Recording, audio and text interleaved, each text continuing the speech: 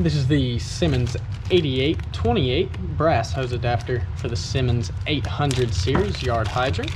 Go ahead and get it out of the bag and take a look at it here. See, it is all male thread. So here and here, both male thread, no internal threads. And then this hexed portion here.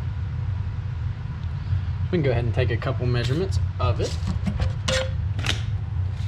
So we can measure here for the hose thread. You can see the outer diameter of right at about 1 inch. And then here from where it'll connect to the spout of the hydrant. See, from the lip it measures right at about 3/4 inch.